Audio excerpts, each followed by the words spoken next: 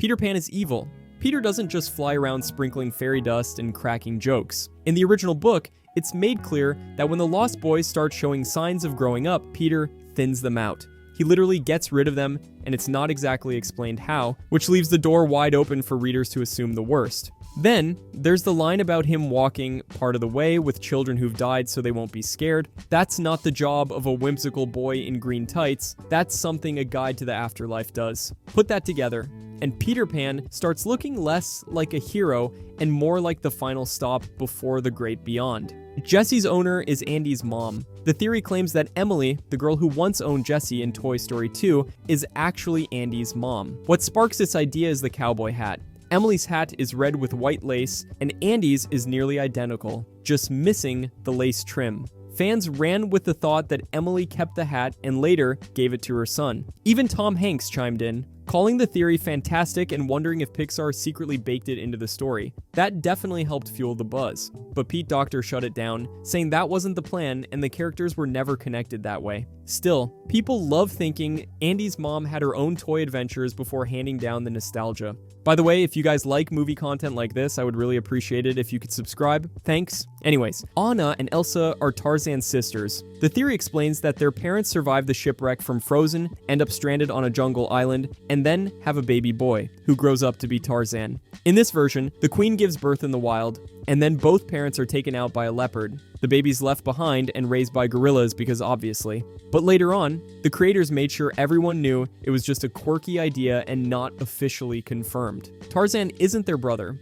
but the internet really tried to make it happen. Boo is the witch in Brave. This theory, part of the larger Pixar theory, claims Boo learns to time travel through the magic doors from Monsters, Inc. and ends up in the medieval world of Brave. The idea is that she becomes the mysterious witch who vanishes through doors and carves images of things that shouldn't exist yet, like Sully and the Pizza Planet truck.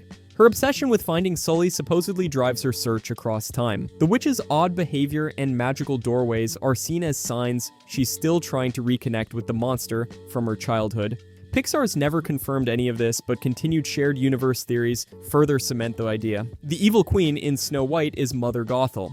Fans point out that both characters share a near-identical obsession with beauty, similar sinister personalities, and disturbingly familiar appearances, especially when aged. Their weapon choices even match, with both seen wielding nearly the same curved dagger.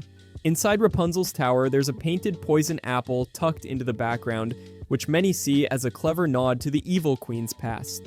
The theory builds a timeline where the queen survives the events of Snow White, vanishes for centuries, then re-emerges as Gothel to leech magic from the golden flower.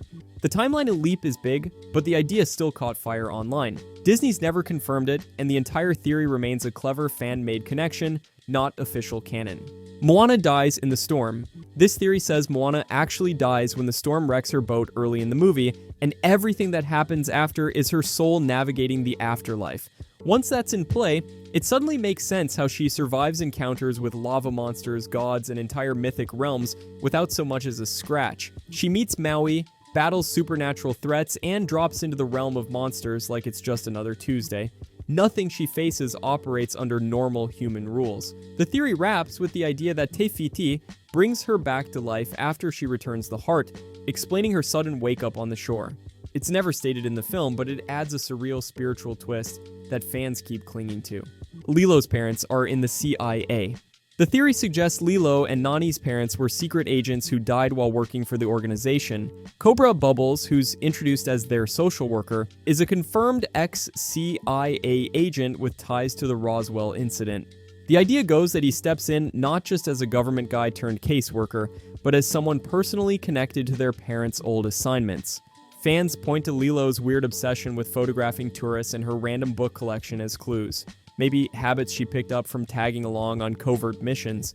It's a stretch, but the theory gives her eccentricities a darker, more espionage-flavored twist. Snow White's tragic end. This theory claims Snow White doesn't survive the poisoned apple, and that the prince is actually a grim reaper in disguise. Supporters point out he shows up the moment she nearly dies at the wishing well, then again, after she falls into a death-like sleep. His arrival on a pale horse mirrors classic imagery tied to death, and the so-called true love's kiss is interpreted as the kiss of death, the final breath being taken. In the last scene, he leads her away to a glowing castle high high above the clouds, which some argue symbolizes the afterlife, not a kingdom on Earth. It reinterprets the ending as her spirit moving on, rather than waking up. Marlin's 5 stages of grief. This theory interprets Marlin's journey in Finding Nemo as a metaphor for the 5 stages of grief following the loss of coral and their eggs. It begins with denial, as Marlin clings to Nemo and refuses to let him grow. His panic and bursts of rage reflect anger, especially when Nemo's safety is threatened. Marlin's reliance on Dory and willingness to navigate unknown dangers are seen as bargaining. When he believes Nemo is gone forever, his despair signals depression. The story ends with Marlin allowing Nemo independence, marking acceptance. Some fans also note that Nemo means nobody in Latin, suggesting the fish may symbolize his grief, not a real son. Carl passes away at the beginning of Up. The theory argues that Carl passes away shortly after being told to leave his home, and everything that follows is symbolic of his journey into the afterlife. Russell isn't a real wilderness explorer, but a guardian angel guiding him through this transition. The floating house becomes a metaphor for his soul leaving the earthly world, with the balloons representing his release from life's burdens. Paradise Falls is interpreted as heaven, the final peaceful place he always dreamed of reaching. Even Charles Muntz is cast as a fallen angel trying to lead Carl astray. None of this is confirmed by Pixar, but fans insist it fits the story's emotional weight and surreal tone. Tangled predicted COVID-19. This theory points out strange parallels between Tangled and the COVID-19 pandemic, noting that Rapunzel lives in isolation in a tower kept away from a kingdom named Corona. During her confinement, Mother Gothel repeatedly warns her of threats outside, including the plague, which fans found oddly fitting during global lockdowns. The timing and setting led many to joke that the film predicted quarantine life a decade early. Despite the eerie similarities, the film was released in 2010 and has no intended connection to real-world events. Disney has never suggested any link, and the entire theory is considered an amusing coincidence rather than purposeful commentary. Jafar is actually a hero. This theory claims Jafar's not the villain, but the only one actually trying to fix Agrabah. Supporters say the Sultan is clueless and lets the city rot while playing with toys, and Aladdin isn't some charming underdog. He's a thief who lies his way into power. Jafar, meanwhile, works within the system, sees the kingdom falling apart, and tries to take control before things get worse. His actions, though harsh, are framed as a possible coup to save the city from corrupt or incompetent leadership. Even his interest in the lamp is reinterpreted as a way to stabilize Agrabah with real power. None of this is confirmed in the film, but fans argue it paints him as a misunderstood strategist. Coral ate her eggs. This theory claims in the beginning of Finding Nemo, Coral didn't die protecting her eggs from a barracuda, but actually ate them herself. It's based on real clownfish behavior, where parents sometimes consume their own eggs if they're damaged or deemed non-viable, especially during early reproductive cycles. The theory picked up attention after a TikTok video pointed out that barracudas aren't known to eat clownfish eggs, casting doubt on the film's explanation. Since clownfish do sometimes eat their offspring under stress or poor conditions, some fans believe Marlin invented the barracuda attack to cope with the trauma. It's not supported by anything in the film itself, but the biological precedent keeps this theory alive. Alice in Wonderland is a psychedelic trip.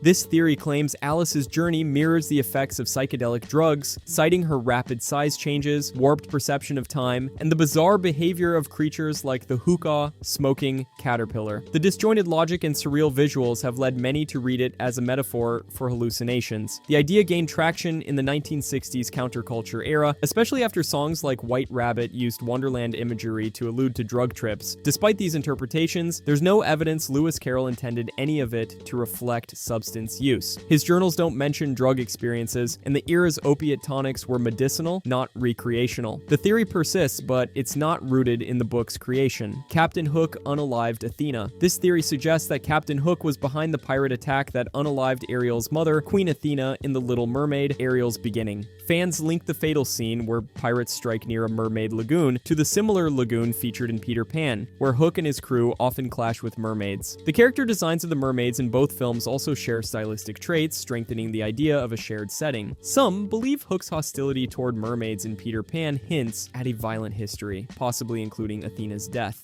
Blenny is a fish-eating addict. This theory argues that Blenny, the anxious fish at the shark's support group in Finding Nemo, isn't scared. He's going through withdrawal. Fans say his shaking and nervous energy reflect cravings, not fear, and that he's attending the meeting as a struggling fish eater trying to stay clean. The idea gained momentum when viewers pointed out his sudden exit might be to avoid hurting Marlin and Dory rather than fleeing danger. The post-credits scene strengthens this theory. Blenny devours a massive anglerfish in one bite, revealing his urges haven't gone away. While Pixar never comments on it, fans treat him like a relapse-prone carnivore fighting to change. High School Musical is set in the Purge universe. This theory claims the world of High School Musical operates without law or consequences, much like the Purge. Fans highlight how students vandalize the school, destroy property, and disrupt public events with zero punishment. At Lava Springs, staff repeatedly ignore health codes and labor laws without issue. Miss Darbus even forges a Juilliard recommendation for Troy, which would normally spark an investigation. Yet in this universe, no one gets fired, arrested, or even mildly scolded. The theory suggests that criminal behavior is either fully accepted or enforcement simply doesn't exist. It's never mentioned in the films, but fans treat this lawless setting as more than just plot convenience. Gaston unalived Bambi's mom. This theory suggests that Gaston is the hunter who unalives Bambi's mother, linking his deer hunting obsession in Beauty and the Beast to the tragedy in Bambi. Fans point to the deer head mounted in his tavern, which resembles Bambi's mother and his well-known love of hunting the biggest and best. Since both films take place in forested European settings, the timeline overlap is considered plausible by some. The idea is that Gaston bagged the doe as part of his hunting spree, unknowingly becoming a key villain in another Disney story. Wall-E humans are cannibals. This theory suggests that the humans aboard the Axiom survive by unknowingly consuming other humans, with claims that their meals include processed remains or even liquefied corpses. The idea stems from the eerie lack of visible food sources and the complete control robots have over their nutrition. Some theorists argue that the ship's extreme efficiency might extend to recycling human remains. However, the film shows passengers drinking synthetic food blends through straws, with no real evidence pointing to cannibalism. While the theory taps into the film's darker undertones, it remains entirely speculative. Jane is Belle's descendant. This theory claims Jane Porter from Tarzan is a descendant of Belle from Beauty and the Beast, pointing to matching traits and objects as clues. Jane's yellow dress closely mirrors Belle's iconic gown, and her tea set looks nearly identical to Mrs. Potts and Chip. Both characters are book-loving, curious, and drawn to wild men who don't quite fit into civilized society. Fans argue that these shared details hint at a generational connection, suggesting Jane inherited her taste for adventure and tea from Belle. The theory has appeared on Disney fan sites and in pop culture articles, but Disney has never confirmed any official relationship between the two films. Ratatouille is Anton's mom's recipe. This theory suggests that the old woman Remy encounters in the opening scene of Ratatouille is actually Anton Ego's mother, and that her kitchen is where Remy learns to make the ratatouille dish. Later, when he serves that same dish to Ego, the critic is thrown into an emotional flashback of his childhood home, implying both moments take place in the same house. The theory hinges on the visual similarity between the two kitchens and the power of the dish to evoke that exact memory. However, director Brad Bird confirmed that the kitchen reuse was purely a budget decision, not a deliberate connection. Bing Bong is a monster from Monsters, Inc. This theory suggests that Bing Bong, Riley's imaginary friend in Inside Out, was originally a monster from Monsters, Inc., who visited her to collect laughter energy. His unusual design, part cat, part elephant, part dolphin, matches the kind of creative hybrid creatures seen in the monster world. Supporters believe that after the Monsters company shifted from scaring to laughter, Bing Bong became Riley's go-to visitor during childhood. Over time, she forgot him, and he faded into her memory. Calhoun unalived her groom. This theory claims that during Calhoun's wedding scene in Wreck It Ralph, she unknowingly shoots her fiancé after he's been absorbed by a cybug. In the film, cybugs instantly take on the traits of whatever they eat, which means the creature that crashes her ceremony may have already started transforming into her groom. When Calhoun reacts by firing on it, she's destroying what's left of her partner. Her stunned expression and silence after the attack are seen as evidence that she realizes what happened too late. Ariel and Hercules are cousins. This theory leans on mythology, connecting King Triton to Poseidon and Hercules to Zeus. Since Poseidon and Zeus are brothers, both sons of Cronus and Rhea, that would make Triton and Hercules first cousins. By extension, Ariel becomes Hercules' first cousin once removed. It's all based on the assumption that Disney stuck to the mythological family tree, which they didn't officially confirm. Still, fans like to run with the idea that the undersea princess and the demigod hero are part of one big divine family reunion. It's never mentioned in either film, but the myth-based logic lines up neatly enough to spark plenty of debate. Cinderella appears appears in Frozen. This theory claims Cinderella and Prince Charming show up during Elsa's coronation scene in Frozen. Around 22 minutes into the movie, a couple is seen bowing to Elsa. A woman in a pale blue dress that closely resembles Cinderella's gown, and a man dressed in formal wear with epaulets and a sash like Prince Charming's usual look. Fans spotted the resemblance and quickly ran with it, believing this cameo hints at a shared Disney universe. The scene is quick and never draws attention to the couple, and Disney has never confirmed their identities. Still, the visual similarities are enough for fans to believe the royal pair traveled from another kingdom just to witness Elsa take the throne. If you enjoyed this, I'm going to be posting a lot here. I would greatly appreciate it if you could subscribe. Thanks for watching, and see you next time.